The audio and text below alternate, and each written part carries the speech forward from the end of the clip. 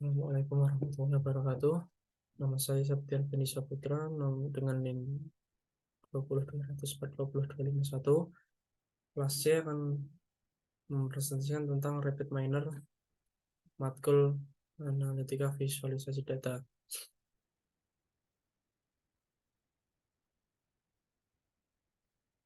Yang pertama kita buka Excel dan kita drag, kemudian diklik 2 kali, cari data Excelnya,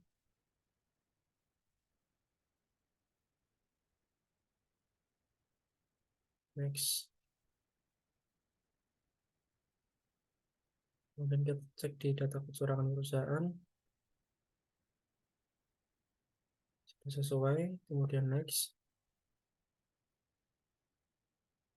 Di bagian kecurangan, change type-nya diganti binominal, kemudian change role-nya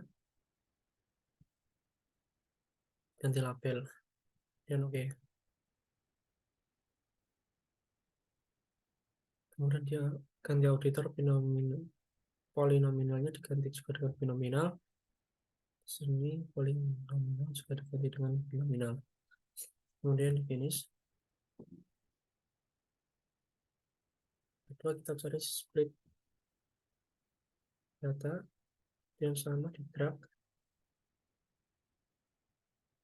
kemudian diklik 2 kali, add entry 2 kali, kemudian atas diisi dengan 0,6, 0, kemudian oke. Selanjutnya kita mencari decision tree, kemudian di drag,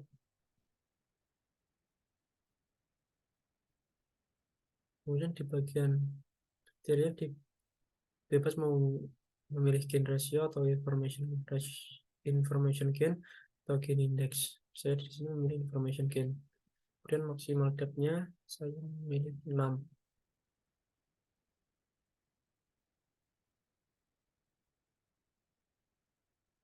Dan selanjutnya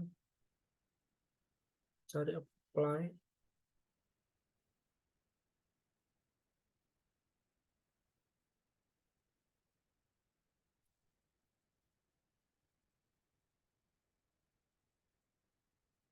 model,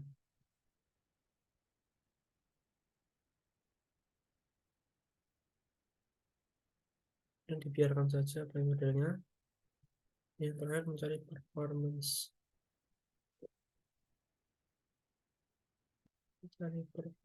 yang classification, kemudian di drag.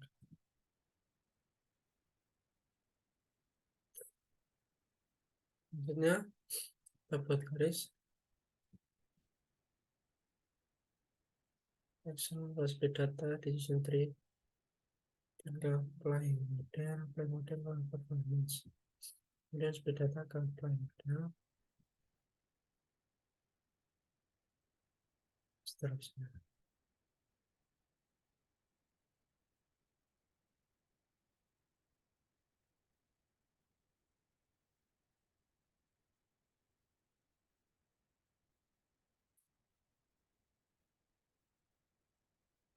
Kemudian kita ini dan akan menampilkan seperti ini. Maksudnya sini RPTP utang jika lebih dari 0,002, mencari target keuangan jika dibagi menjadi 2, jika lebih dari 0,029 kembali ke RPTP utang, jika sama dengan atau di bawah dari 0,0029 cari saham institusi. Kemudian di RPTP utang jika lebih dari 0,461 berarti ya terjadi kecurangan, jika sama dengan atau kurang dari 0,461 tidak terjadi kecurangan. Dan di dalam saham institusi jika lebih besar dari 0,002 berarti ya terjadi kecurangan, dan jika sama dengan atau kurang dari 0,002 tidak terjadi kecurangan. Dan di RPTP utang juga menggunakan budaya klaim jika sama dengan atau kurang dari 0,002. Dan breakpoint jika lebih dari 0,002 melihat target keuangan, dan jika lebih dari negatif 0,015 tidak terjadi kecurangan. Dan jika sama dengan atau kurang dari negatif 0,015 akan melihat perubahan aset, dan perubahan aset jika lebih dari 0,217 ya berarti ya terjadi kecurangan, dan jika kurang dari atau sama dengan 0,217 tidak terjadi kecurangan. Di dalam diagram jika sama dengan atau kurang dari 0,002 tidak terjadi kecurangan.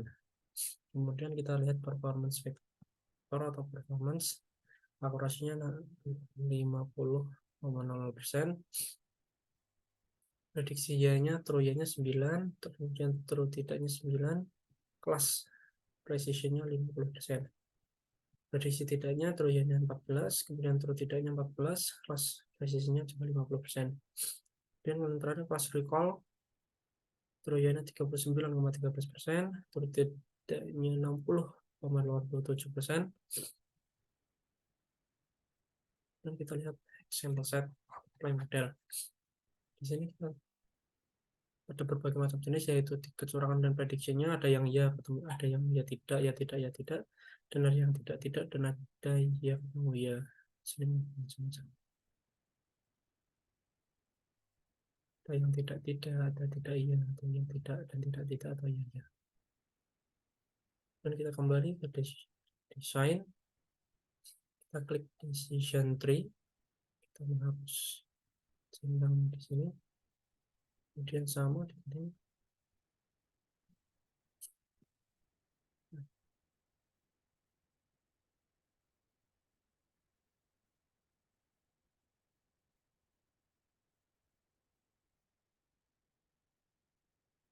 Tadi kita lihat RPT piutangnya,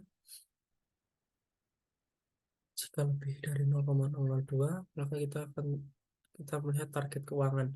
Dan target keuangan jika lebih dari 0,029 kita lihat kembali ke RPT piutang, dan jika lebih dari 0,461 berarti ya terjadi kecurangan. Dan jika RPT piutang lebih dari atau sama dengan 0,461 kita melihat target keuangan kembali, dan jika lebih dari 0,152 maka kita melihat ganti direktur, dan diganti direktur dan tidak terjadi kecurangan, dan terjadi kecurangan. Target direktur jika sama dengan atau kurang dari 0,122 berarti tidak terjadi kecurangan. Target keuangan jika kurang dari atau sama dengan 0,029 maka kita melihat saham institusi dibagi menjadi dua, yaitu jika lebih dari 0,002 maka kita melihat saham manajerial. Dalam saham manajerial jika lebih dari 0,000 berarti ya terjadi kecurangan, dan jika kurang dari atau sama dengan 0,0000 kita melihat kembali ke RPT piutang, dan jika lebih dari 0,264 berarti ya terjadi kecurangan, dan jika kurang dari atau sama dengan 0,264 berarti ya terjadi kecurangan. Dalam saham institusi juga jika lebih dari atau kurang dari jika sama dengan atau kurang dari 0,002 berarti tidak terjadi kecurangan. Dan RPT piutang dan di RPT piutang paling atas ini jika sama dengan atau kurang dari 0,002 maka kita harus melihat daya klaim.